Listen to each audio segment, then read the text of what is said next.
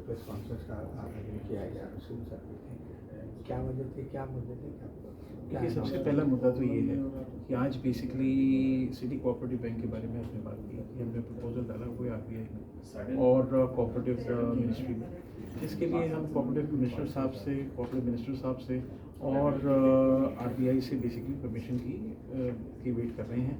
And मुझे लगता है कि होपफुली ये सेक्टर के लिए बहुत ज़रूरी है, सभी बैंकों के लिए बहुत ज़रूरी, सभी बैंकों के फ्यूचर और अस्तित्व बचाने के लिए बहुत ज़रूरी है कि अगर ये परमिशन मिलती है फ्रेश मेंबरशिप की आरबीआई से, और क्योंकि बैंक सेक्शन 35A की रिस्ट्रिक्शन में है तो फ्रेश मेंबरशिप के लिए परमिशन लेनी ज़रूरी है।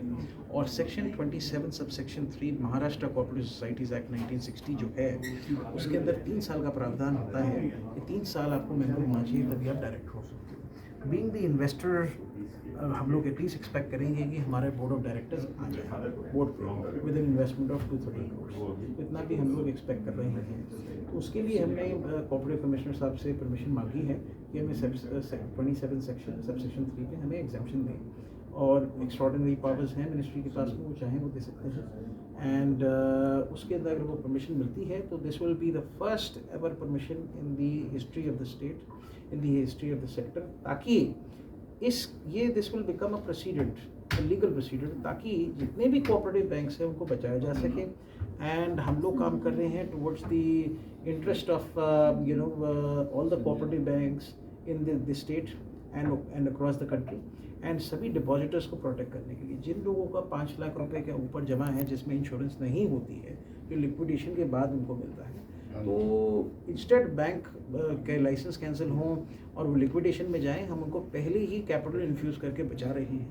एंड बेसिकली हमारा ऑब्जेक्टिव ये है कि जैसे आदरणीय होम मिनिस्टर साहब एंड केंद्र सहकारिता मंत्री अमित शाह जी की जो विज़न है, सभी सिटीज़ में, सभी शहरों में कोऑपरेटिव बैंक होना चाहिए।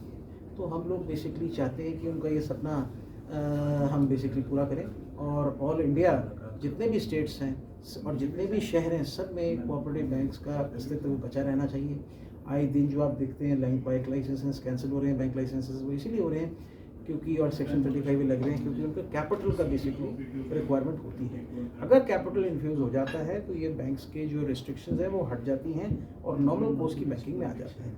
इसमें सबसे बड़ा फ़ायदा डिपॉजिटर्स को ये है कि जो उनका जो फ्यूचर अनसर्टन था, जिनका 5 लाख से ज़्यादा है, उन सबको पैसा इसमें मिल जाता है, क्योंकि इसमें प्रॉपर एग्रीमेंट होता है, प्राइवेट प्लेसमेंट एग्रीमेंट, जिसके अंदर बैंक और हमारे बीच में सारी चीज़ें, सारी टर्म्स पर लिखी जाती हैं और साइन होती हैं, और उसकी कॉपी आरबीआई में भी जाती है, कोऑपरेटिव मिनिस्ट्री में भी जाती है, और एक और एग्रीमेंट होता है between the depositors, the bank and us. तो बेसिकली डिपॉजिटर्स के लिए तो सबसे बड़ा फ़ायदा ये है कि उनको कोई रिस्क नहीं है, उनका पैसा सेफ है, so they don't have to worry. And RBI जब ड्यू डिलिजेंस करती है तो आरबीआई अपने ड्यू डिलिजेंस करके ही तो अप्रूव करेगी, ऐसे तो करेगी नहीं। जी सर, बात करें सिटी, इसके अलावा सिटी कोऑपरेटिव बैंक के अलावा बेसिकली 3-4 बैंक हैं जिनसे हमारी बात चल रही है।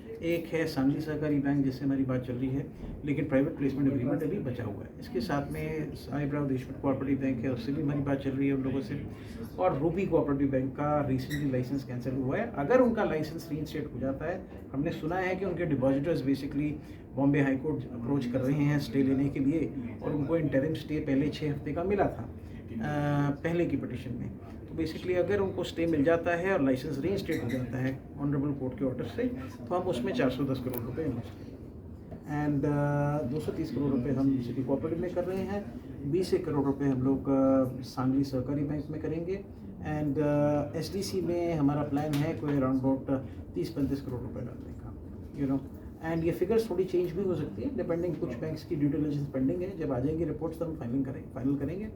और धनलक्ष्मी बैंक का जो कि कमर्शियल बैंक है, उसके लिए हमने आज प्रस्ताव भेजा है उनके बोर्ड ऑफ डायरेक्टर्स को और शेयर होल्डर्स को और आरबीआई को भी। जैसे ही हमको वहाँ से थोड़ा गुड टू गो मिल जाता है, वो लोग इंटरेस्टेड हैं और हमारे प्रपोजल पे वो रिवर्ट करते हैं, तो हम लोग ड्यू डिलिजेंस बैंक की करवा के आरबीआई में परमिशन के लिए अप्लाई कर देंगे कि मैक्सिमम स्टेक हमें परमिट करें। यूजुअली 26% वो परमिट करते हैं, तो 26% स्टेक लेके हम लोग ओपन ऑफर का प्रोसेस करेंगे सेबी के रूल्स के हिसाब से, और स्टॉक एक्सचेंज से फिर 26% स्टेक जो है हम अक्वायर करेंगे। अगर हमें आरबीआई का अप्रूवल मिलता है तो, और अगर बोर्ड ऑफ डायरेक्टर्स और शेयर होल्डर्स इसको एग्री करते हैं तो।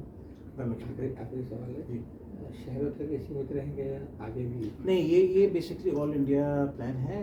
आने वाले वक्त में हमारे यही बैंक ओवरसीज़ कई और कंट्रीज़ में भी आएंगे। तो basically I am trying to make a world's global bank, that is what I am trying to make, ताकि क्या दुनिया भर में जितने भी इंपॉर्टेंट कंट्रीज़ हैं सब जगह हमारे हिंदुस्तान का बैंक वहाँ होना चाहिए। तो ये मेरा विजन है। और इसके साथ में मैं एक वेंचर कैपिटल फंड मैंने रजिस्टर करने के लिए अप्लाई किया है, जिसका नाम है white and brooks AIF LLP, जो सेबी में का जो प्रोसीजर है AIF बनाने का, उसमें वेंचर कैपिटल फंड की कैटेगरी में हमने अप्लाई किया। अब इसमें क्या है कि जैसे ही हमें परमिशन मिल जाएगा तो इसका फंड साइज़ होगा 1000 करोड़ का, जो बेसिकली सिर्फ HNIs वगैरह इन्वेस्टर्स जो हैं वो इसमें अपना इन्वेस्ट कर सकते हैं। And it is basically A sector जो कि एक नया सेक्टर बेसिकली इन्वेस्टर्स के लिए खुल रहा है। सो जब से ये section 12 banking regulation act banking regulation amendment act 2020 पास हुआ है पार्लियामेंट में, तब से एक नई इंडस्ट्री जनता के लिए इन्वेस्ट करने के लिए खुल गई है। एंड मैं बस सबसे यही प्रे करता हूँ कि आने वाले वक्त में इस सेक्टर को थोड़ा और बेटर समझें। एंड जो भी नेगेटिविटी रही है पास्ट में, आई डोंट थिंक सो वो चीज़ें फ्यूचर में रहेंगी। एंड काफ़ी बैंक्स को हम लोग कंसोलिडेट करके एक स्ट्रॉन्ग एंड लार्ज बैंक बनाएंगे। सो कर रहे हैं, और साथ में एक स्मॉल फाइनेंस बैंक भी हम लोग लाइसेंस सेपरेटली अप्लाई कर रहे हैं। तो सभी चीज़ें कर रहे हैं। अब लेट्स सी, सब RBI के अप्रूवल पे डिपेंड करता है। Let's see what happens. चलिए, थैंक यू।